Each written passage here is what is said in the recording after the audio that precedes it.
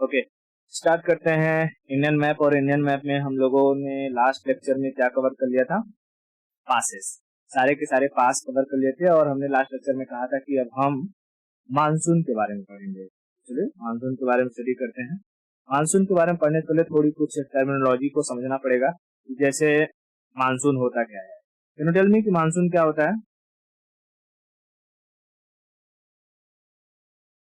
Yes,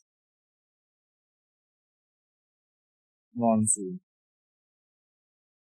ठीक है, monsoon देखो, मानसून बेसिकली एक अरेबिक वर्ड से बना हुआ है। ठीक है, अरेबिक वर्ड है। वो अरेबिक वर्ड क्या है? मौसीम।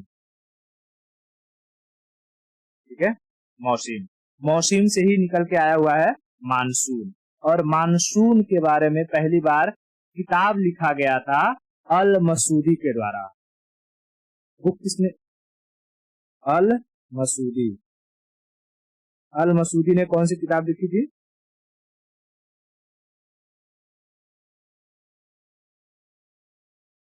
मानसून नामक किताब अल मसूदी ने ही लिखा था। ठीक है, अल मसूदी ने कौन सी किताब लिखी?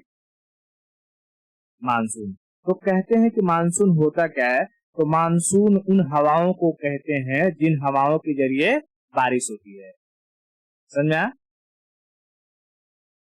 ठीक है, वो हवाएं जिनसे बारिश होती है उन्हें हम मानसून कहते हैं। The wind which carry water vapour called monsoon. समझ में आया क्या? और जब हवाएं वाटर वेपर को कंटेन करती हैं, कैरी करती हैं और हाइट पर चली जाती हैं, तो हाइट पर जाने के बाद वो वाटर वेपर और पास पास आ जाते हैं, उनके मॉलिक्यूल्स पास पास आ जाते हैं और वही क्लाउड का फॉर्म ले लेते हैं। तो हम कह सकते हैं कि वो बादल जो बारिश करवाते हैं वही मानसून कहलाते हैं। Are you getting my point? Monsoon कौन सी लैंग्वेज से डिराइव हुआ है? मौसीम। मौसीम एक अरबिक वर्ड है। मानसून नामक किताब किसने लिखी? अल मसूदी ने। ठीक है, अल मसूदी ने। ओके, अब मानसून में हम एंट्री करें उससे पहले एक टर्मिनोलॉजी समझो। जैसे एक भूगोलवेत्ता थे, उनका नाम था विलियम फेरल। क्या नाम था? विलियम फेरल को विलियम फेरल न याद करके सिर्फ फेरल के नाम से याद रखो। ठीक है, तो ये सूरज यहाँ क्या कर रहा है? ठीक है, ये फेरल। इन्होंने कहा था कि जब भी ये हमारा अर्थ है, मान लो। ठीक है, अर्थ अर्थ के बीचों बीच से एक लाइन जाती है, उसे हम क्या कहते हैं? इक्वेटर। ठीक है, अर्थ को दो भागों में इक्वल भाग में डिवाइड करती है इक्वेटर। तो उन्होंने कहा था कि इक्वेटर के ऊपर का एरिया क्या कहलाता है? Northern hemisphere. क्योंकि ये पूरा एक स्फीयर है और इसका आधा पार्ट हेमिस्फीयर हो जाएगा, तो नॉर्दर्न हेमिस्फीयर। और इक्वेटर के नीचे वाला सेक्शन सदर्न हेमिस्फीयर। समझा? ओके, उसके बाद इन्होंने कहा कि हवाएं जो होती हैं वो कभी भी हाई प्रेशर से लो प्रेशर की तरफ चलती हैं, है ना? ये सब हमने टाइप ऑफ विंड्स जब ज्योग्राफी में पढ़ा है तो सब पढ़ा है। थोड़ा सा एक रिकॉल करा रहा हूं मैं। हवाएं हमेशा कहां से चलती हैं? हाई प्रेशर से लो प्रेशर की तरफ। ठीक है, हाई प्रेशर से लो प्रेशर की तरफ। अच्छा, ये प्रेशर कहां पर लो क्रिएट किसकी वजह से होता है? क्योंकि हमें पता है सूरज पर हमें गर्मी मिलती है। अरे सूरज कह रहा हूं, धरती पर हमें गर्मी किसकी वजह से मिलती है? सूरज की वजह से। और ये सूरज मूवमेंट करते रहता है दो रेखाओं के बीच, जिसे हम कहते हैं ट्रॉपिक ऑफ कैंसर और ट्रॉपिक ऑफ कैप्रिकॉर्न। कैप्रिकॉर्न यानी सूरज एक बार ऐसा होगा कि वो पहले ट्रॉपिक ऑफ कैंसर तक जाएगा और फिर वहां से सरकते सरकते इक्वेटर पर आएगा, फिर वहां से सरकते सरकते कैप्रिकॉर्न पर आएगा, फिर कैप्रिकॉर्न से इस पे इक्वेटर पर, फिर इक्वेटर से कैंसर पर। यानी इसका ये साइकिल चलते रहता है। सूरज की जो रेज है वो परपेंडिकुलर कैंसर और कैप्रिकॉर्न तक ही पहुंचती हैं। इसके बाद इसकी रेज कैसी जाती हैं? स्लैंटली, तिरछी। है ना, तिरछी आती हैं, जिसकी वजह से इस ट्रॉपिक ऑफ कैंसर के ऊपर वाला जो सेक्शन है वो बहुत ज्यादा हीटअप नहीं हो पाता है, और ट्रॉपिक ऑफ कैप्रिकॉर्न के नीचे वाला जो सेक्शन है वो बहुत ज्यादा हीटअप नहीं हो पाता है। ठीक है, ओके। अब ये सूरज जहां जहां से गुजरता है वहां क्रिएट करता है भयंकर गर्मी, गर्मी यानी हीट, और हीट से क्या होती है, हवाएं गर्म होती हैं, और हमको पता है कि अगर हम पानी को गर्म करेंगे तो गर्म हो करके उसमें से वेपर बनने लगता है, यानी वो गैस के फॉर्म में कन्वर्ट होता है और गैस ऊपर की तरफ उठने लगती है। तो जो हवाएं होती है जिसके ऊपर सूरज, जिस एरिया के ऊपर सूरज रहता है उस एरिया का जो हवा रहता है वो ऊपर उठ जाएगी। अब बताओ, जैसे मान लो ये जमीन है और यहाँ पर है सूरज, ठीक है, यहाँ से रेज आ रही है और यहाँ की जो हवाएं हैं गर्म होकर ऊपर उठ जाएंगी, तो नीचे तो खाली जगह हो जाएगा, तो ये खाली जगह कहलाएगा कि यहाँ पर प्रेशर बहुत लो है, और आसपास का एरिया जो ठंडा है यहाँ पर हवाएं नीचे की साइड है बहुत दबी हुई, और ये यहाँ से चलेंगी इधर की तरफ, यानी यहाँ पर कैसा है, हाई प्रेशर है और ये लो प्रेशर, तो हवाएं हमेशा हाई प्रेशर से लो प्रेशर की तरफ मूव करने लगेंगी। ठीक है, अब देखो, अब फेरल ने क्या कहा, फेरल ने एक नियम दिया कि जब धरती घूमती है ना, धरती गुरु गुरु घूमती है कि नहीं ऐसे ऐसे, तो धरती के घूमने की वजह से एक फोर्स लगता है जिसे कहते हैं कोरियोलिस फोर्स, है ना।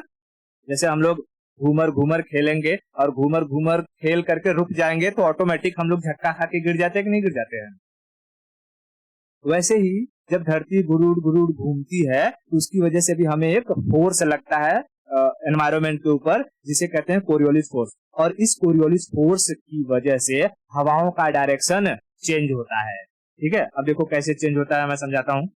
फेरल ने कहा, फेरल ने क्या कहा कि ये जो अर्थ है, अर्थ में अगर नॉर्दर्न हेमिस्फीयर में हवाएं अगर मूव कर रही हैं जैसे ऊपर की तरफ, ठीक है, मान लो ऐसे मूव करेंगी, तो वो कोरियोलिस फोर्स की वजह से अपने राइट डायरेक्शन में मूव करने लगेंगी। ठीक है, अगर हवा ऐसे जा रही है सीधे, उसने मन बना लिया कि मैं ऐसे सीधे चलूंगी, लेकिन पृथ्वी घूम रही है और पृथ्वी के घूमने की वजह से वो किस डायरेक्शन में मूव कर जाएगी, राइट में।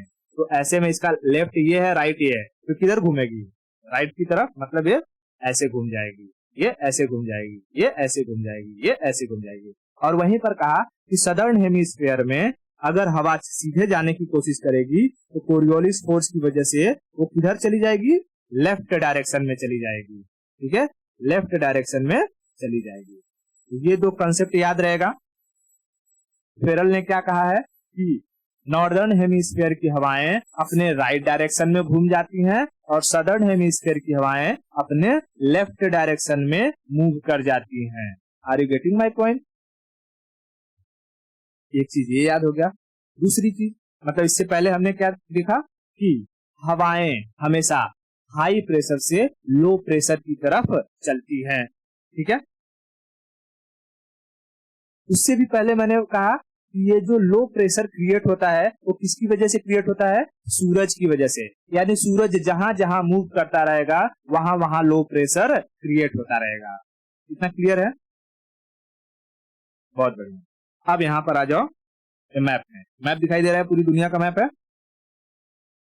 बहुत बढ़िया। अब देखो यहाँ पे ये हमारा सूरज बाबा, ठीक है, सूरज। अब सूरज, मैंने बताया कि सूरज मैक्स टू मैक्स कहाँ जा सकता है, ये ट्रॉपिक ऑफ कैंसर के ऊपर, और max to max Tropic of Capricorn के ऊपर। अच्छा, क्या ये सूरज मूव करता है ऐसे ऐसे? नहीं, सूरज तो स्टेशनरी है, लेकिन हम लोग अपनी स्टडी के लिए हम क्या कह रहे हैं, चलो सूरज मूव कर रहा है। भाई सूरज मूव नहीं करता है, मूव कौन करता है, अर्थ मूव करती है ना। जैसे अगर मैं कहूँ, देखो थोड़ा सा बता देता हूँ कि ये एक इलेक्ट्रिकल पाथ है, ठीक है। इस इलेक्ट्रिकल पाथ में क्या होता है कि एक जगह रहता है हमारा सूरज भाऊ, ठीक है, और यहाँ पर घूमती रहती है हमारी अर्थ, ठीक है। अब ये अर्थ है, जो ये अर्थ, ये यहाँ से घूमती जाएगी घूमती जाएगी घूमती जाएगी घूमती जाएगी, तो कभी ये सूरज के पास आ जाएगी, तो फिर कभी ये सूरज से दूर जाने लगेगी, है ना। क्योंकि ये अर्थ थोड़ा सा अपने एक्सिस पर क्या रहती है, टिल्टेड रहती है। टिल्टेड मतलब झुकी हुई रहती है ना। तो झुकी हुई होने के कारण जब ये सूरज के पास पहुंचती है या सूरज से दूर जाती है तो अलग अलग सेक्शन पर सूरज की रेज परपेंडिकुलर पड़ती है। ठीक है, तो देखा गया है कि ये टिल्ट होने के कारण, जैसे कि मान लो ये ऐसे टिल्टेड है, ठीक है, और ये इक्वेटर है, तो सूरज की रेज जो जाती है इन्हीं तीन एक्सिस के बीच में परपेंडिकुलर जाती है, एक ट्रॉपिक ऑफ कैंसर, इक्वेटर और ट्रॉपिक ऑफ कैप्रिकॉर्न। बाकी इसके ऊपर ये ऐसे तिरछी जाती है रेज। समझ में आया? तो जब मैं कह रहा हूँ कि सूरज मूव कर रहा है यहाँ से वहां, तो ये इमेजिन मत करना है, किसी को ऐसे मत करना कि सूरज घूम रहा है। ये जस्ट समझने के लिए कि क्या हो रहा है, ताकि हम विजुअलाइज कर सके। ठीक है, अब देखो, अब ये है सूरज। अब ये सूरज की जो रेज होती है वो परपेंडिकुलर मैक्स टू मैक्स कहाँ जाती है? ऊपर अगर नॉर्थ में कहें तो ट्रॉपिक ऑफ कैंसर, फिर वहां से लौट के आएगी इक्वेटर, और फिर लौट के आएगी कहाँ पे? कैप्रिकॉर्न पर। देखो, भारत में सबसे बड़ा दिन कब होता है? 21 जून। उसी दिन हम लोग इंटरनेशनल योगा डे भी मनाते हैं, है ना? यानी कि 21 जून को सूरज की जो रे होती है वो परफेक्ट हमारे एकदम भारत के बीचों बीच पड़ती है, और भारत में भयंकर गर्मी होती है ना? अब ये सूरज जब की रे यहाँ पर आई होगी तो भाई वो धीरे धीरे यहाँ से आई होगी ना, ये जो है इक्वेटर से धीरे धीरे धीरे धीरे धीरे धीरे करते करते यहाँ तक आई होगी, बरोबर? एक साल में कितने महीने? 12 महीने। ठीक है, तो ये 3 रेखाएं हैं। अगर 3 रेखाओं को मैं 12 से डिवाइड करूं, यानी 12 को 3 से डिवाइड करूं तो कितना नंबर आएगा? 4 महीने। यानी सूरज की रे को एक लाइन से दूसरे लाइन पर जाने में कितने महीने का वक्त लगता है? 4 महीने का। अब सोचो, देखो, जैसे मान लो सूरज ये है जून में, 21 जून को एकदम बीचों बीच में है, तो जून से जुलाई, अगस्त और सितंबर, यानी सितंबर के आधे 15-20 तक सूरज कहाँ आ जाएगा? इक्वेटर पर, है ना? और जब सितंबर में यहाँ आ जाएगा तो भारत में न तो बहुत ज्यादा गर्मी पड़ेगी न तो बहुत ज्यादा ठंडी पड़ेगी। ठीक है, अब फिर वो सितंबर से यहाँ नीचे आएगा। कब तक? सितंबर से अक्टूबर, नवंबर, दिसंबर, 22-23 दिसंबर तक वो आ जाएगा। कहाँ पे? यहाँ कैप्रिकॉर्न पे। और हमारे यहाँ दिसंबर में ठंडी पड़नी एकदम खतरनाक हो जाएगी, मतलब कि दिसंबर जनवरी का जो महीना आता है एकदम खतरनाक वाला ठंडी पड़ता है। और वहीं इस ऑस्ट्रेलिया में क्या पड़ता है? भयंकर गर्मी, आग लग जाती है कि नहीं? हाँ, अब देखो, अब यहाँ से जाएगा तो यहाँ से देखो कहाँ तक जाएगा? जनवरी, मतलब दिसंबर हो गया था, दिसंबर से जनवरी, फरवरी, मार्च, दिसंबर, जनवरी, फरवरी, मार्च, यानी मार्च में ये फिर से कहां पर आ जाएगा? इक्वेटर पर। और जैसे इक्वेटर पे आएगा हमारे यहाँ का मौसम सुहाना हो जाएगा, न बहुत ज्यादा ठंडी न बहुत ज्यादा गर्मी, दिन भी इक्वल, रात भी इक्वल टाइम का, है ना? न दिन बड़ा न दिन रात छोटा। लेकिन अब जैसे जैसे यहाँ से मार्च से जाएगा, मार्च, अप्रैल, मई, जून, ठीक है, यानी ये 4 महीने में कहाँ पहुंच जाता है? पूरा यहाँ ऊपर। अब सोचो, ये यहाँ से आना शुरू हुआ था मार्च से ही, जब यहाँ पर रहा होगा मार्च में तो यहीं गर्मी भयंकर पड़ रही होगी और यहाँ की हवाएं क्या हुई होंगी?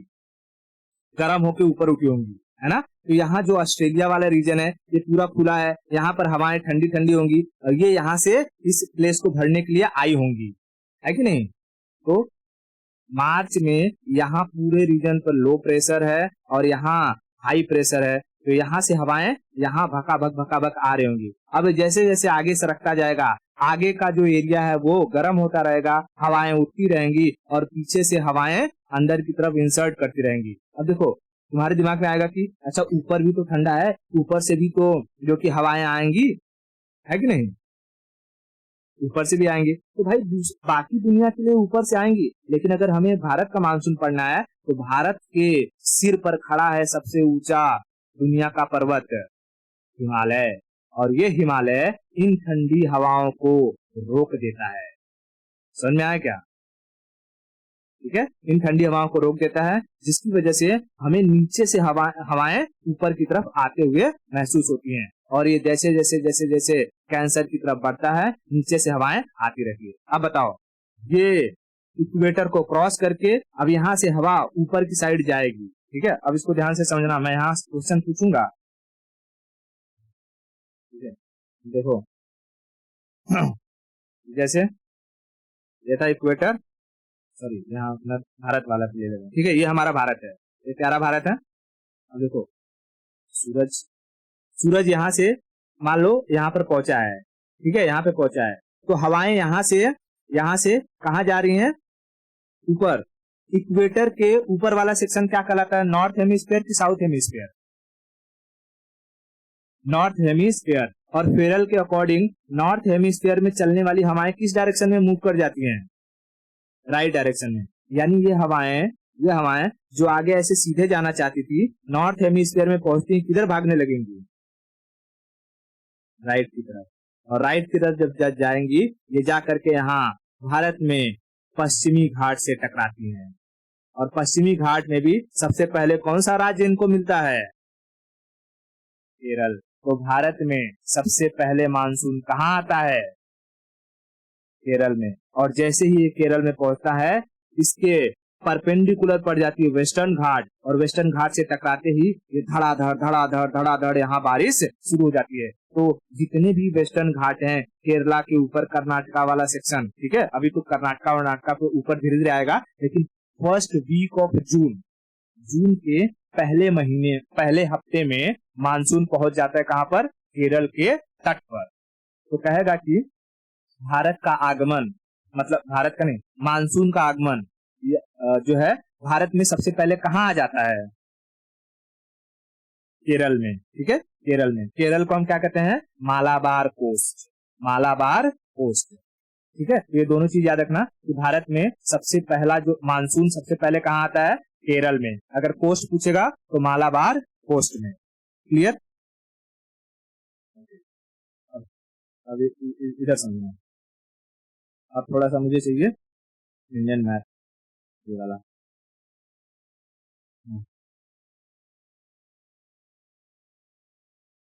ठीक है, अब देखो, जैसे अब वहां पूरा दुनिया को बता दिया मैंने, मतलब कि पूरा वर्ल्ड वाला ये नक्शा दिखा दिया कि यहाँ से जो है ये जो सेक्शन है, यहाँ से क्या जनरेट हो रही है? हवाएं जनरेट हो रही हैं, है ना। यहाँ से हवाएं जनरेट हो रही है, ऐसे ऐसे जा रही हैं। मैं सूरज बाबा को थोड़ा दूर कर देता हूँ, चलो भैया तुम इधर आ जाओ, ठीक है। यहाँ गई और यहाँ पर केरल में टकरा गई। कभी कभी क्या होता है कि फर्स्ट वीक ऑफ जून से पहले ही मानसून चला आता है, ठीक है। कभी कभी जून से पहले ही, मई में ही हमें थोड़ा बहुत केरल में बारिश देखने को मिल जाता है, और उसे हम कहते हैं प्री मानसून। क्या कहते हैं? Pre monsoon. यानी मानसून वीक से पहले ही मानसून का आ जाना क्या कहलाता है? Pre monsoon. जैसे वेडिंग से पहले ही फोटो खिंचवा लेना क्या कहलाता है? Pre wedding shoot. समझा? हाँ, तो वैसे ही मानसून से पहले ही मानसून का आ जाना क्या कहलाएगा? Pre monsoon. Pre monsoon. इतना क्लियर है? अच्छा, अब देखो, ये सब वर्ड याद रखना, क्योंकि ये एग्जाम में पूछता है कि भारत में मानसून सबसे पहले कौन से राज्य में आता है, कौन से कोस्ट पर आता है, ठीक है। ये दो चीजें याद रखना। भारत में जो मानसून है, अगर कहेगा कि मानसून का ओरिजिन कहाँ से होता है, तो मानसून का ओरिजिन ये कौन सा समुद्र दिखाई दे रहा है? ये ये वाला, ये अरेबियन सी बाबा, अरेबियन सी, ठीक है, अरेबियन सी, ठीक है। अरेबियन सी में मानसून ओरिजिनेट होता है और धीरे धीरे वो एंट्री मारता है कहाँ पे? भारत की ओर। अब देखो, ठीक है, अब जैसे ही ये मानसून यहाँ आएगा, ठीक है, ऐसे, अब क्योंकि यहाँ पर क्या पड़ गई है? ये वेस्टर्न घाट से टकरा जाएगी, और टकरा करके धीरे धीरे ये ऊपर की साइड बढ़ने लगेगी, ठीक है, ईपर की साइड बढ़ने लगेगी। बताओ, क्या इस गर्मी के महीने में, मतलब जून जुलाई के महीने में, अगस्त के महीने में, ये जो तमिलनाडु वाला एरिया है, ये ईस्टर्न घाट वाला, यहाँ पर बारिश हो पाएगी? नहीं, ठीक है। अगर बारिश होगी भी तो बहुत कम बारिश होगी, ठीक है। अब देखो दो चीज समझना, देखो जैसे ये माउंटेन है, ठीक है, माउंटेन, और यहाँ पर मैं थोड़ा पानी उड़ा देता हूँ। अब ये पानी वेपराइजेशन हुआ, ठीक है, ऊपर जाएगा, और ऊपर जाएगा तो क्या बनाएगा, बादल, बादल, बादल, ठीक है, बादल। अब अगर ये बादल जो है, ये बादल आगे की तरफ बढ़ेंगे बढ़ेंगे बढ़ेंगे तो किससे जाके टकराएंगे, इस पहाड़ से, पहाड़ से टकराएंगे, और यहाँ पर क्या कर देंगे, धड़ाधड़ धड़ाधड़ धड़ाधड़ धड़ाधड़, टकराने की वजह से क्या हो जाएगी, बारिश। अच्छा, टकराने की वजह से कैसे बारिश हो जाएगी, कि देखो जब बादल बनते हैं तो पहले दूर दूर दूर दूर रहते हैं, लेकिन जैसे ही जाते हैं तो इन पहाड़ों से टकराने की वजह से ये पास पास आ जाते हैं। और सोचो, जब दो लोग पास आते हैं तो उसमें गर्मी उठती है कि नहीं उठती है, उठती है। और गर्मी उठता है तो अगर इंसान है तो पसीना चूने लगता है, और यहाँ बादल है, बादलों में क्या हो जाएगी, संघनन हो जाएगी, और ये जो इनकी पानी वाष्प वेपर जो अलग अलग एरिया में फैली हुई थी थोड़ी दूर दूर में, वो पास पास आ जाएगी, और पास आ जाएगी तो वो बारिश के फॉर्म में नीचे गिरने लगेगी, समझा। तो वो एरिया जो पहाड़ के फ्रंट में पड़ जाता है, जहां पर बादल जाकर के टकरा जाता है, उसे कहते हैं विंडवर्ड साइड। ये एरिया क्या कहलाएगा, विंडवर्ड साइड। और वो सेक्शन जो पहाड़ के पीछे पड़ जाता है, जहां पर बारिश बहुत कम हो पाती है या ना के बराबर होती है, उसे कहते हैं लीवर्ड साइड, लीवर्ड साइड। और इसी को कहते हैं रेन शैडो जोन, समझ में आया? अब देखो मैक्सिमम 80% बारिश तो यही हो जाएगी पहाड़ के इसी साइड में। अब जब बारिश बहुत ज्यादा हो जाएगी, अब ये लोग हल्के हो जाएंगे, बोलेंगे आह, हल्के होंगे तो अब और ऊपर उठेंगे, है ना। और जब ऊपर उठेंगे, ऊपर उठ करके फिर ये धीरे से इस साइड, कहाँ भाग रहा है, ठीक है, तो घूम मतलब इस साइड उठ करके थोड़ा सा आएंगे, और जब इधर आएंगे तो थोड़ा बहुत जो बचा कुचा रहेगा वो बरसा देंगे। अब देखो बरसाने को तो बरसा देंगे, क्योंकि इनमें क्या हो गई है, नमी की कमी हो गई है, ठीक है, नमी की कमी हो गई है। तो जब बरसा के ये वापस से थोड़ा नीचे की साइड आएंगे तो जो बची खुची नमी रहेगी ना, उसको भी खींचते हुए लेके चले जाएंगे, समझा। क्योंकि हवाएं सूख जाती हैं, और जब हवाएं सूखी रहती हैं तो जहां भी उन्हें पानी मिलता है वो पानी को खींच लेती हैं। जैसे कि ठंडी के मौसम में, ठंडी के मौसम में हवाओं में क्या रहती है, नमी नहीं रहती है, जिसकी वजह से हमारे शरीर से वो पूरा पानी सोख लेती है और हमारा शरीर फटने लगता है, तो कहते हैं लोशन लगाओ, लोशन, ठीक है। तो ये चीज समझ में आया। तो माउंटेन के फ्रंट वाला एरिया क्या कहलाता है, फ्रंट वाला एरिया जहां पर बादल टकराते हैं। वाइंड क्या होता है, अरे विंड होता है, विंड हवा, हवा, विंड वर्ड, विंड वर्ड कहते हैं ना, वर्ड, वर्ड्स, हमारे पास आओ, हमारे इधर आओ, उधर जाओ, तो विंड वर्ड, जहां हवाएं जिस डायरेक्शन में जा रही हैं, विंड वर्ड डायरेक्शन, क्लियर। और इसके पीछे वाला सेक्शन क्या कहलाता है, लीवर्ड, उसे ही हम लोग किस नाम से जानते हैं, रेन शैडो जोन। अब देखो ये जो केरला है, केरला में तो एकदम मूसलाधार हैवी रेनफॉल हो जाता है। अब कहेगा कि बताओ जून जुलाई अगस्त के महीने में कौन सा एरिया रेन शैडो जोन में आ जाएगा, तमिलनाडु, आंध्र प्रदेश, कर्नाटका या महाराष्ट्र। कहेगा अगर क्वेश्चन में पूछ दिया किसी ने, या जैसे तुम इंटरव्यू के लिए गए और इंटरव्यू में कहा कि अच्छा तुम्हारा ऑप्शनल क्या था, तुमने कहा कि ज्योग्राफी, और पूछा कि अच्छा बताओ मानसून आता है, हाँ सर आता है, तो बताओ मैं कुछ स्टेट का नाम ले रहा हूँ, बताओ जून जुलाई के टाइम पीरियड में कौन सा एरिया रेन शैडो जोन के अंडर आएगा। सब ने कहा एक तमिलनाडु, एक आंध्र प्रदेश, एक महाराष्ट्र और एक केरला। तमिलनाडु नहीं आएगा, तमिलनाडु भी आएगा नहीं, पूरा देखना, तमिलनाडु भी आएगा, आंध्र प्रदेश भी आएगा और महाराष्ट्र का ये सेक्शन भी आएगा। ठीक है, क्योंकि जो हम लोग मुंबई में रहते हैं, हमें मुंबई वाले एरिया में यहाँ तक बारिश देखने को मिलती है, लेकिन कई बार न्यूज सुना होगा कि भाई महाराष्ट्र का जो ये सेक्शन है, ये नागपुर वाला और इससे नीचे वाला विदर्भ वाला एरिया, ये सूखा से ग्रस्त है, यहाँ बारिश ही नहीं हुई है। क्यों? क्योंकि ये रेन शैडो जोन के अंडर में आ जाता है।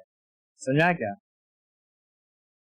ओके, बहुत बढ़िया। ठीक है, इतना सेक्शन क्लियर हो गया। भारत में सबसे पहले मानसून कहाँ एंटर करता है? कौन से तट पर? मालाबार। ठीक है, मालाबार। अब देखो, जब जब ये बादल या जो ये मानसून है मालाबार कोस्ट से टकराता है, तो देखो बारिश कैसे होती है एकदम। ठीक है, मैं ये बादल बना देता हूँ और यहाँ पर टकराने से की वजह से बारिश एकदम जोरों में होती है। ठीक है, बहुत भयंकर बारिश, धड़, लेकिन इतना जोरों में नहीं कि पूरा फ्लड आ जाए, लेकिन अच्छा खासा बारिश हो जाता है। अब जब ये बारिश की बूंदें बहुत मोटी मोटी रहती हैं और ये जब जमीन पर गिरती है ना, तो देखो जैसे कि मान लो ये क्या है, प्लेन एरिया है। ठीक है, इसमें मिट्टी है, कंकड़ है, क्योंकि ये पहाड़ी एरिया है तो इसमें हमें पत्थर वगैरह देखने को मिलेंगे, है कि नहीं? और बारिश होने की वजह से मिट्टी कट कट के क्या आती रहती है, मैदानी एरिया में आती रहती है। ठीक है, अब क्या होगा कि इस मिट्टी में हमें पत्थर और सैंड और मिट्टी जो धूल रहेगा वो सब भी देखने को मिलेंगे। तो बारिश की वजह से जो सैंड रहेंगे, मिट्टी रहेगी, वो क्या हो जाएगी, नीचे बैठ जाएगी। ठीक है, नीचे बैठ जाएगी और जो पत्थर रहेंगे वो हमें ऊपर दिखने लगेंगे, कंकड़ पत्थर ऊपर दिखने लगेंगे।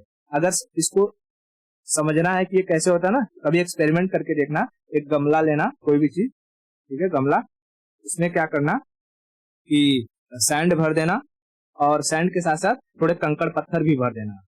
ठीक है, दोनों को मिक्स करके एकदम अच्छे से भर देना। उसके बाद ना ऊपर से ये पानी डालना, और होता है ना फ्लावरिंग, जिसमें पानी डालते हैं, जिससे क्या कहते हैं इसको, हाँ हाँ, उसे पानी डालना ऊपर से। तब देखना जो मिट्टी रहेगी वो नीचे बैठ जाएगी और जो कंकड़ पत्थर रहेंगे वो हमें ऊपर दिखने लगेंगे। समझा? तो इस प्रोसेस को कहा जाता है लीचिंग प्रोसेस। लीचिंग क्या कहलाता है? Leaching process. ठीक है, लीचिंग प्रोसेस। लीचिंग प्रोसेस से बनने वाली मिट्टी को कहते हैं लेटेराइट मिट्टी। समझा? Laterite soil. लीचिंग प्रोसेस से बनने वाले सॉइल को हम क्या कहते हैं? Laterite soil. अब इस लीचिंग प्रोसेस से जो स्टोन, जो पत्थर ऊपर आए हुए रहते हैं, उनमें थोड़ी आयरन ऑक्साइड की मात्रा अधिक रहती है, क्योंकि हमको पता है इधर वाला जो एरिया है यहाँ पे हमें कुद्रेमुख जैसी खाने देखने को मिल जाती है, माइंस देखने को मिल जाती है, जहाँ से लौ एस्क यानी आयरन ओर्स निकाले जाते हैं। तो यहाँ की मिट्टी में आयरन ऑक्साइड की मात्रा अधिक होने की वजह से ये मिट्टी लाइट रेड दिखती है, लाइट रेड यानी हल्की लाल। ठीक है, ठीक है, तो एक मिट्टी होती है जिसे लाल मिट्टी कहते ही हैं, रेड मिट्टी। ठीक है, रेड सॉइल। और एक होती है जिसे लेटेराइट कहते हैं। तो ऑप्शन में ना यूपीएससी पूछता है कि लाल मिट्टी के अलावा दूसरी लाल मिट्टी किसे कहते हैं? लेटेराइट को। ठीक है, लेटेराइट को। और अगर कोई पूछा कि बताओ लेटेराइट सॉइल का फॉर्मेशन कैसे होता है, लेटेराइट सॉइल कैसे बनती है, तो कैसे बताओगी? लीचिंग प्रोसेस से। लीचिंग प्रोसेस क्या होता है? पानी जोर से गिरने के कारण जो मिट्टी रहती है वो नीचे धस जाती है और छोटे छोटे जो स्टोन्स होते हैं, जो कंकड़ पत्थर होते हैं, वो ऊपर की तरफ दिखाई देने लगते हैं, जिसकी वजह से जो मिट्टी का निर्माण होता है उसे हम लेटेराइट मिट्टी कहते हैं और इस प्रोसेस को लीचिंग प्रोसेस कहा जाता है। ठीक है, ओके। अब देखो, ये जो कंकड़ पत्थर वाले मिट्टी होती है ना, इस मिट्टियों में एक खासियत होती है, यहाँ पर जो स्पाइसेस होते हैं, मसाले, स्पाइसेस, उनके पेड़ पौधे बड़े आसानी से उग जाते हैं। ठीक है, क्योंकि स्पाइसेस जो होती हैं उनकी जड़ें बहुत नीचे तक नहीं जाती और उन्हें उस पे ऐसा नहीं कि आम जैसा और अमरूद जैसा भारी भारी फल लगता है। स्पाइसेस जैसे कि अगर हम बात करें, जैसे ये तेज पत्ता हो गया, तेज पत्ता में तो खाली पत्ता रहता है, ठीक है। उसके बाद अगर मैं बात करूँ इलायची होगी, तो इलायची छोटी छोटी सी होती है। उसके बाद अगर मैं बात करूँ जैसे काली मिर्च हो गई, काली मिर्च भी छोटी छोटी सी होती है। लौंग हो गई, लौंग भी एक फूल टाइप का होता है। तो इनमें बहुत ज्यादा मतलब ये पेड़ों पर बहुत ज्यादा लोड नहीं पड़ता है, जिसकी वजह से इनकी जड़ें बहुत नीचे नहीं जाती हैं और इनको रिक्वायर्ड जिस चीजों की रहती है इस पत्थरों की, उस पत्थरों में इनकी जड़ें फंस करके आसानी से क्या होती हैं, उग जाती हैं और उन्हें एक सपोर्ट मिल जाता है। तो इसकी वजह से इस केरला में हमें जो स्पाइसेस होते हैं, स्पाइसेस आसानी से प्रोड्यूस होते हुए दिखाई देते हैं। इसलिए कहेगा कि भारत में मसालों का राज्य किसे कहते हैं, केरला को, ठीक है। मसालों का राज्य केरल को कहा जाता है। समझ में आ रहा है क्या? ठीक है। अब ये जो लेटराइट मिट्टी है, ये मिट्टी जो ये होता है अपना बनाना होता है, बनाना के प्रोडक्शन के लिए भी बहुत अच्छा होता है, ठीक है। बनाना भी यहाँ पर आसानी से उग जाता है, जिसकी वजह से अगर हम देखें तो इसका एक असर हमें यहाँ के फूड कल्चर पर भी पड़ता है। यहाँ के लोग, तुम समझ सकती हो कि बनाना इतने अधिक मात्रा में लोग प्रोड्यूस करते हैं, पेड़ इतना अधिक लगाते हैं कि इनके हर शुभ काम में बनाना का पेड़ रहता ही रहता है। शादी विवाह हुआ तो घरों को जो दरवाजा होता है वो बनाना के पेड़ से लोग सजाते हैं, है ना। और वहां पर जो लोग होते हैं जो खाना खाते हैं वो इसी केला की पत्तियों पर खाया जाता है। समझा है क्या? वहां पर अब बताओ, यहाँ से हम क्या प्रिडिक्ट कर सकते हैं और क्या अंदाजा लगा सकते हैं कि केला के पत्ती पे खा रहे हैं, मतलब कि कोई बाउंड्री नहीं है केला के पत्ती पर, मतलब वहाँ का जो ग्रेवी होगा वो बहुत गाढ़ा होता होगा। हमारे यहाँ दाल जैसा पंचुचुर बनता है, इधर से डालो पानी उधर से लड़के निकल जाएगा, पीने वाला दाल नहीं रहता होगा। समझा रहा है क्या?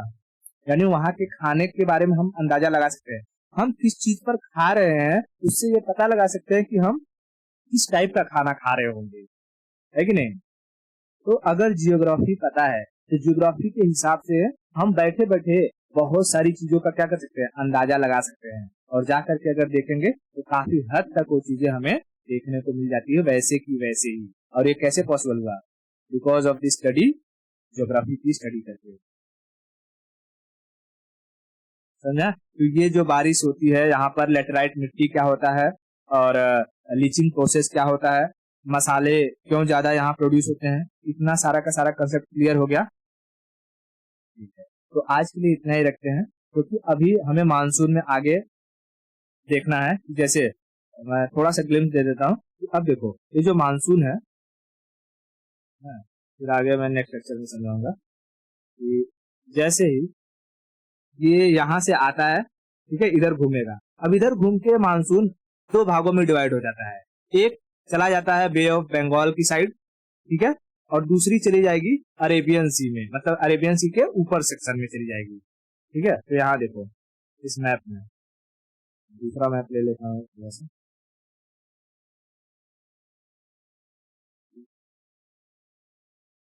अब देखो जैसे ही यहाँ तो हमको पता है क्या है, वेस्टर्न घाट, और यहाँ पर पूरा है ये ईस्टर्न घाट। क्योंकि ये राइट डायरेक्शन में मूव कर रही है, ये अंदर न घुस करके धीरे धीरे ऐसे ऐसे मूव करने लगेगी, इधर की साइड जाने लगेगी। समझ आ रहा है क्या? ऐसे जाने लगेगी। तो गर्मी के टाइम में यानी कि जून जुलाई अगस्त में यहाँ पर बारिश नहीं हो पाती है, इस जाने वाली जो जो हवाएं ऊपर की साइड जा रही हैं उससे बारिश नहीं हो पाता है। ये बारिश अब यहाँ जो ऊपर है ये ऐसे ऐसे मूव करने लगेगी, मूव करने लगेगी, मूव करने लगेगी। अब यहाँ देखो, यहाँ पर हमें दिख जाएगा एक कौन सा माउंटेन रेंज, गिरनार। फिर ठीक है, यहाँ पर हमें मिल जाएगा सतपुड़ा, यहाँ पर मिल जाएगा अजंता, यहाँ पर कौन सा मिल जाएगा, मैकाल। ठीक है, यहाँ मिल जाएगा हमें अरावली, और यहाँ पर रायसीना, और फिर यहाँ से पूरा का पूरा ये शिवालिक। ठीक है, अब देखो ये जो हवा रहेगी ये यहाँ से यहाँ तक जैसे पहुंचेगी, ठीक है, महाराष्ट्र के ऊपरी, मुंबई के ऊपरी सेक्शन में, अब ये कहेगी किधर जाऊं किधर जाऊं। इसको दो जगह मिलेगा, एक तो इधर जाएगी तो इधर टकरा जाएगी किससे, गिरनार से। दूसरा इसको जगह मिलेगा इसमें, और ये यहाँ चली जाएगी अंदर, किससे टकराएगी, मैकाल से। और तीसरा इसको ऐसे जगह मिलेगी और ये अंदर की साइड भागेगी, और अंदर जाएगी फिर अरावली से टकरा नहीं पाती है क्योंकि ये ऐसे जा रही है और अरावली इसके पैरेलल में आ जा रहा है। समझा रहा है क्या? अरावली इसके पैरेलल में आ जा रहा है, तो अरावली से थोड़ी बहुत टकराएगी तो टकराएगी, लेकिन ये रुक नहीं पाएगी। मतलब बहुत कहते हैं ना कि जैसे मान लो कि दो लोग 3 लोग इधर से आ रहे हैं, अगर तुमको इन तीनों को रोकना है तो तुम्हें अपने पास, अगर तुम्हारे पास लाठी है तो लाठी को ऐसे लगाना होगा ताकि तुम रोक सको, ठीक है।